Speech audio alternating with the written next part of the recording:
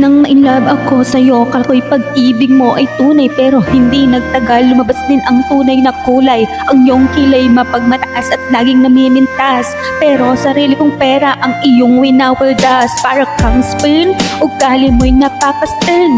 Kung hiyain mo ko, talagang nakakashrink. Girly baby bye bye, don't tell a lie.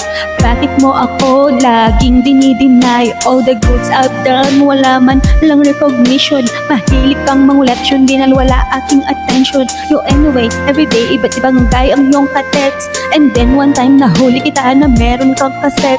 Mas gustuhin ko pa na magpa-crucify kesa harap-harapan mo akong stupefy. So don't be mad, so don't be sad.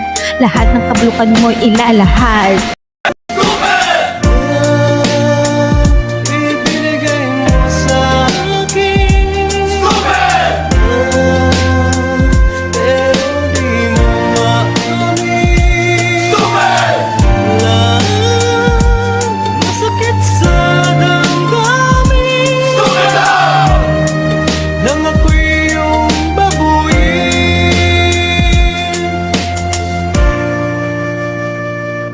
Minahal kita pero ako'y ginago mo, and it took a long time bago pa makarecover.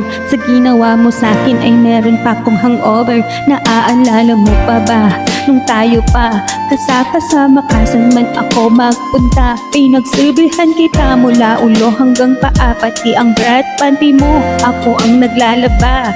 Kinukonsente ka kung merong nagawang mali. Oo na, sige na, tama ka naman palagi. Mga inutos mo sa akin, di ko say no why. Magsinusunod na nga kita kesa sa aking nanay. Lahat na lang ng bagay binigay ko sa iyo. Naging sunod-sunuran ako na parang aso. Pag may kausap pang iba, ako'y dinideny. Basta't gwapo ang guy, maaga kang bumibigay.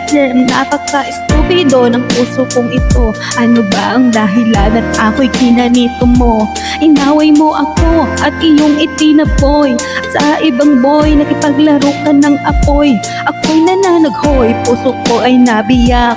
Wasak na wasak ang puso ni Nasty Mac. Inaamin ko noon na minahal na kita, pero ngayon binabawi ko na.